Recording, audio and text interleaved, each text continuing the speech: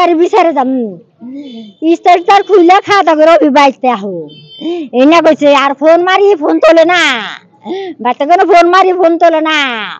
ভাত তুইছি তরকারি তুইছি যাই যাই রে ভাত কয় আমি বাটাত খাম না খালি ইস্তার সাই যাবো এখন কি হয়েছে খালি কথাটা শুনে এখন এইখানে কইছে এই গো কথাটা কব যে হে বাড়িটার নাম কি মানে আমি মানে আমার বাড়ি আর আমার ভাইদের বাড়ি অল্প ফাঁকাফাঁকি তো ফাঁকাফাঁকি কার আমার বড় ভাইয়ের নাম কবাদ আলী তো কবাদ আলী বাড়িটা আর আমার বাড়িটা অল্প ফাঁকাফাঁকি এক লগে আসছিলাম আমি মাটি কিনে হয়তো জায়গা জায়গায় বাড়ি করছি তো রাত্রে বার মানে একটা ইয়ে হয়েছে মানে ওই কুমারখালীর একটা মানুষ উনি যে বাড়ি করছে তো সেই মানুষটা আমার ফোন করছে যে তুমি আমার ঘরে আসছে তো গেছি তো কয় যে সর্দারে আমার বেড়ার বইটা মানে পাঠাইয়া দিল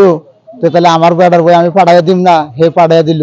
তাহলে হে বেড়ার বইটা আইনা দাও আর তা নইলে হয়তো আমি ক্যাশ করবো আর কি মানে এখন আহে না তা আমি এবার এই কথাটা করলাম তাহলে ঠিক আছে আমার বড় ভাই তাহলে আমি রাতে যাই শুনি তো রাতে আমি বাইরে অনেক গেছি ভাবি করলাম যে বাইক অনেক গেছে কয় যে জেওয়াত খেয়ে গেছে বললাম কনে কয় শিমুল বাড়ি তো বললাম শিমুল বাড়ি জেওয়াত খেয়ে গেছে তাহলে এবার করে বলে যে ওই বাড়ি করে বইটা বলে পাঠিয়ে দিছে তাহলে বইটা বলে দেয় না তো আহে না তাহলে বইটা কালকে যায় মানে আইনা দিবেন কইন হ্যাঁ তো এইখানে কইয়া মানে আমি ভাবি কইলাম বেহানা সকালে খুনি যে মারা গেছে কেন ওই শিমুল বাড়িতেই মারা গেল তাহলে আমার এখন সন্দেহ মানে যে বাড়িতে গেছিল ওই মানুষটা মানে বইটা মিয়া আমাকে বিয়ে দিছে ওই বইটা আবার মানে আমার সরকারের মোবাইলে ফোন করছে মানে এখন কইছে আর কি যে আমাকে বাড়িতে ইস্তারের খুলমু রাত্রে তো তাহলে আপনার জাফত রইল তাহলে জাফত দেওয়ার কথা কইয়া মানে নিয়ে আসে নিয়ে আসার পরে এখন সকালে শুনতেছে যে মরছে তাহলে ওই বাড়ি আমাকে বাইটাকে মারছে